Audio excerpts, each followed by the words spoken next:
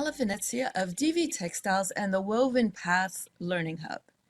Today we are going to learn how to double warp the Olikraft weaving loom. By doubling up on the density of the warp, those are the yarns that go on the loom, you can work with finer fill yarns and achieve a tapestry look.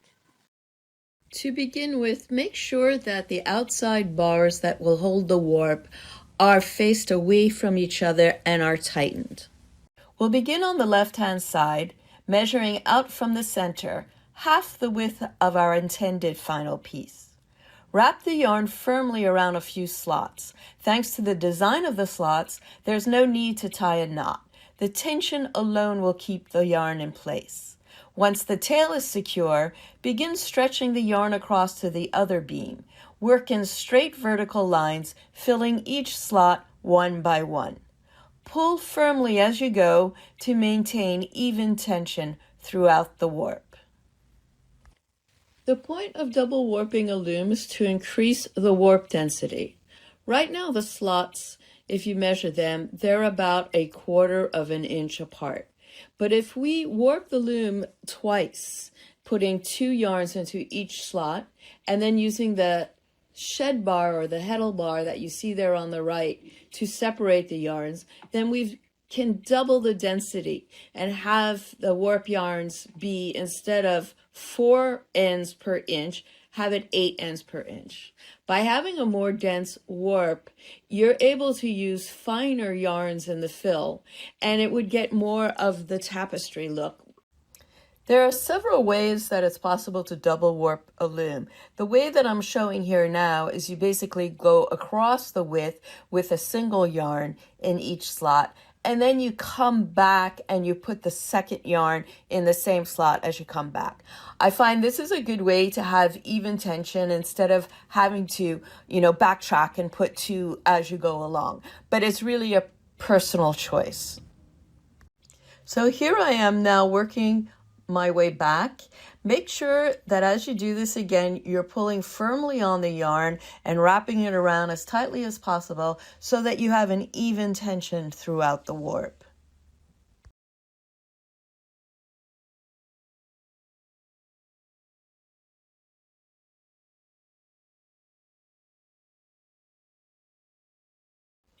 I've reached the end, and now I'm going to tie off. I'm cutting off the end of the warp with my scissors.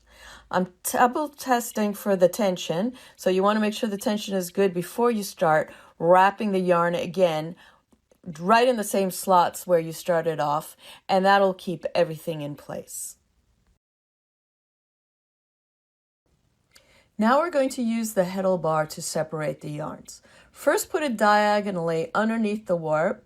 And now we're going to do this also in a 2-step process. First of all, we're going to put each double-ended warp section into the deepest slot. That way we make sure that we're lined up correctly before we go back and then separate the 2 yarns into the higher slot and the lower slot of the shed bar.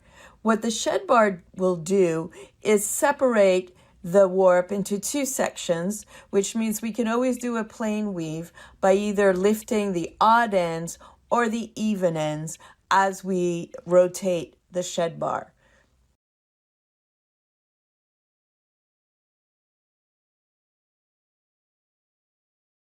Now that we've come to the end and we have each slot with 2 yarns in it, we're going to start separating the yarns into the higher and lower slots. And you start from the right or you start from the left, but always make sure that the yarns are not twisted. You can take it from the bottom or take it from the top, and you just flick open the 2 yarns, lift it, and put it in the slot right next to its twin.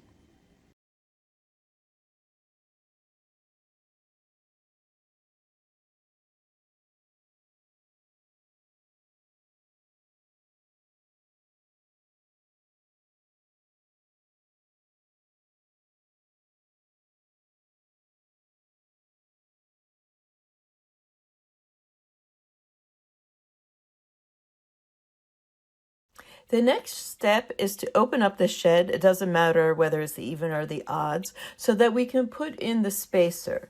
The spacer is a 3-inch piece of cardboard, a rather firm cardboard, that we will use as a foundation for our weaving. This makes a strong foundation to start and also reserves part of the warp yarn for a fringe or for however else we want to finish the piece. In the last tutorial, I showed you how to do twining as the beginning for your tapestry. And I'm going to show it again, but this time I'm showing you a technique that I use when we've doubled the warp.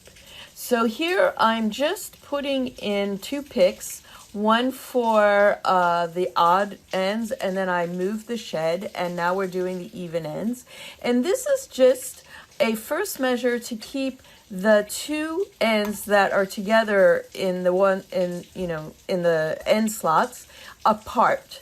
And that way we won't make a mistake, because we'll see exactly which end is supposed to follow which.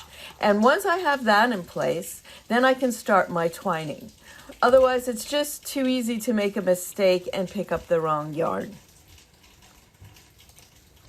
For the twining, I take a piece of yarn that's a little bit the same size as the shed. Here it's a little bit bigger, but around the same size. And you take a piece that's maybe 2 or 3 times as long as the width of your warp, and you make a little loop knot around the first end, and then you start twisting around each next warp end. So what I do is I always pick the yarn that's below, put it on top, twist it around the next warp, take the yarn below, twist it around the next warp, and so on until I've twined the weft yarn around each warp end, and that gives you a strong foundation for when you finish the piece. For the previous videos, I had to overdub an audio because my neighbor was doing construction in his yard. But now there's a beautiful rainstorm that has driven him away, and we're going to listen to it while I finish the twining.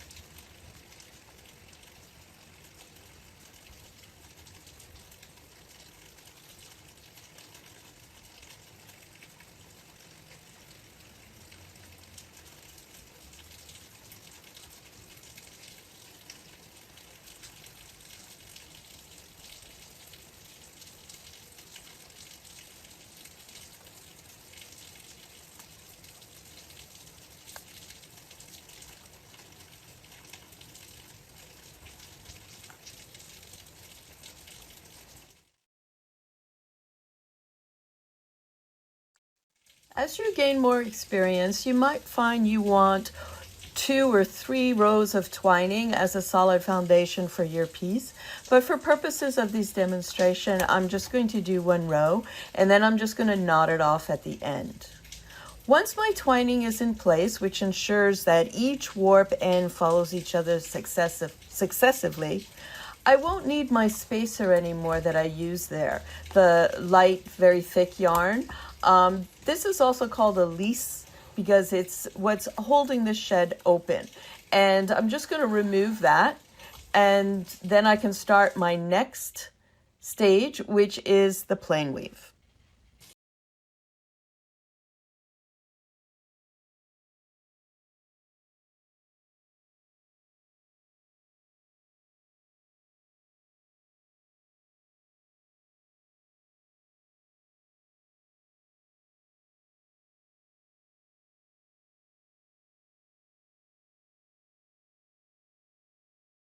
Now we'll start weaving the plain weave. With the warp yarns closer together like this, it's very important to always be watching that the yarns have stayed in their slots and that the lower yarns haven't risen up with them. So really keep your eye on the bar, and if the yarn gets displaced, put it back in its slot, and eventually, as you weave through, these tensions will come up together and you'll have less issues as you keep on weaving, because the difference in the tension gets woven into the fabric.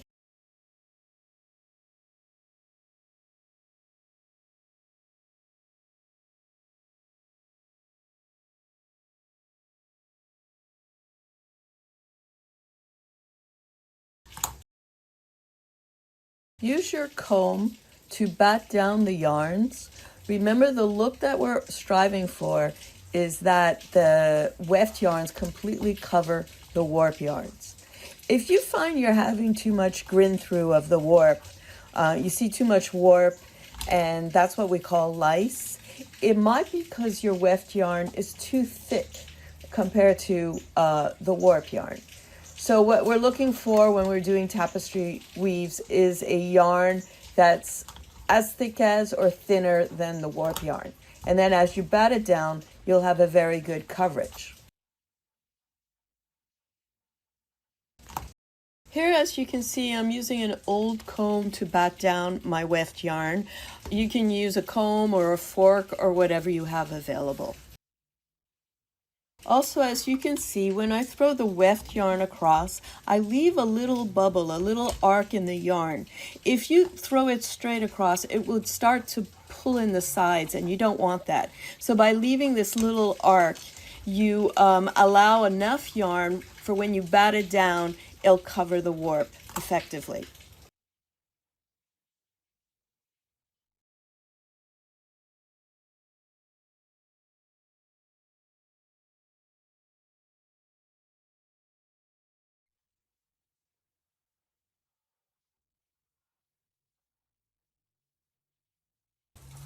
So this is how you double warp the Olikraft loom to start weaving flat weave tapestry.